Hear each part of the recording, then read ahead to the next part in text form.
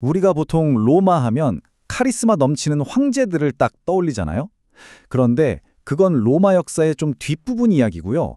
황제가 나타나기 전에 무려 수백 년 동안 로마를 진짜로 지배했던 어떤 그림자 같은 세력이 있었습니다. 바로 소수의 귀족 가문들이었죠.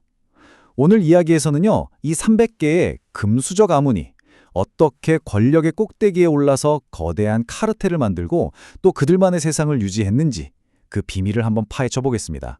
네, 바로 이 질문이 오늘 이야기의 핵심입니다. 한 명의 절대 권력자가 없던 시절, 이 거대한 공화국을 움직인 보이지 않는 손은 과연 누구였을까요? 누가 진짜 실세였을까요? 자, 지금부터 그 장막을 한번 걷어보겠습니다. 모든 이야기의 시작은요, 왕이라는 존재에 대한 아주 극도의 혐오감에서 출발합니다. 로마 공화국이라는 이 독특한 시스템이 대체 어떻게 탄생했는지 그 출발점부터 같이 한번 따라가 보시죠. 이 타임라인을 한번 보세요.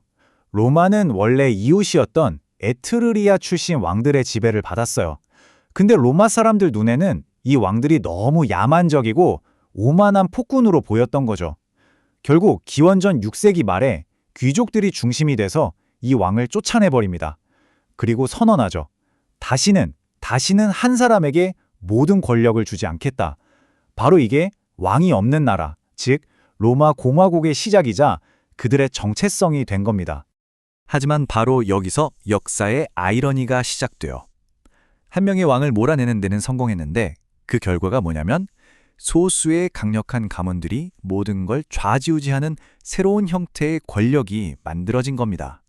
말하자면 집단 왕정 같은 거죠. 한 명의 폭군 대신에 300명의 지배자가 등장한 셈이랄까요? 그럼 이 새로운 공화국의 심장부로 한번 들어가 보겠습니다. 모든 권력이 모여들었던 곳 바로 원로원입니다. 겉으로 보기에는 매년 시민들이 투표로 뽑는 집정관도 있고 민회도 있고 뭐 그럴싸했어요. 근데 그건 어디까지나 보여주기식에 가까웠죠. 공화정 로마의 진짜 권력은 전부 바로 이곳 원로원에서 나왔습니다. 사실상 로마라는 거대한 회사의 이사회였던 셈이에요. 이 숫자를 꼭 기억해 주세요. 300. 바로 원로원을 구성하는 의원의 숫자입니다. 근데 더 놀라운 건 뭐냐면요. 이들이 한번 의원이 되면 죽을 때까지 그 자리를 유지하는 종신직이었다는 거예요. 말 그대로 300개의 가문이 대를 이어서 권력을 독점하는 그들만의 철옹성이자 아주 견고한 엘리트 클럽이었던 거죠. 이들의 힘은 정말 상상을 초월했습니다. 여기 한번 보세요. 행정, 돈 문제, 종교, 법 만드는 거, 외교. 사실상 나라의 모든 중요한 일은 이 사람들이 다 결정했어요. 심지어 시민들이 직접 뽑은 최고 지도자인 집정관조차 원로원의 결정에 따라야 했으니까 이건 뭐 하나의 거대한 권력 카르텔이라고밖에 설명이 안 되죠. 하지만 이렇게 강력한 엘리트들이 모든 걸 복차지하는데 이게 순탄했을 리가 없겠죠? 당연히 아래로부터 거센 저항에 부딪힙니다. 로마 역사에서 가장 중요한 계급 투쟁의 막이 오르는 순간입니다. 이 저항의 중심에는 바로 중장보병이 있었습니다. 대부분 평범한 평민 출신이었는데요. 자기 돈으로 직접 무기랑 갑옷을 사서 전쟁에 나갔던 군인들이죠. 로마 군대의 핵심이었던 이들이 어느 순간 깨닫기 시작한 거예요. 아니, 우리가 없으면 로마도 없는 거 아냐? 근데 왜 우린 아무 권리가 없지? 바로 이들의 군사적 중요성이 곧 정치적인 힘으로 바뀌기 시작한 겁니다. 그리고 마침내 기원전 494년에 사건이 빵 터집니다. 그 유명한 성산 사건인데요. 귀족들의 독점에 폭발한 평민 군인들이 아예 단체로 로마를 떠나서 성산이라는 곳에 진을 치고는 우리끼리 새로운 도시 만들겠다 이렇게 선언해버린 거예요. 국방의 핵심 인력들이 통째로 파업에 들어간 거죠. 로마가 망하기 직전까지 가니까 귀족들은 완전히 패닉에 빠져서 협상 테이블로 나올 수밖에 없었습니다. 그 극적인 협상의 결과물이 바로 호민관이라는 새로운 관직이었습니다.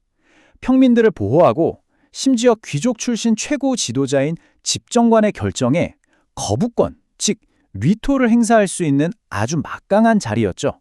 하지만요, 이게 귀족들 입장에선 굉장히 영리한 한 수였습니다. 전체 권력 구조는 그대로 놔둔 채 평민들의 불만을 풀어줄 일종의 안전밸브 하나를 딱 만들어준 셈이었거든요. 자, 이제 이야기는 정말 예상치 못한 방향으로 흘러갑니다. 공화정이 스스로 무너지는 길을 걷게 된 거죠. 참 아이러니하게도 그 시작은 바로 로마의 눈부신 성공, 그러니까 끝없는 영토 정복이었습니다.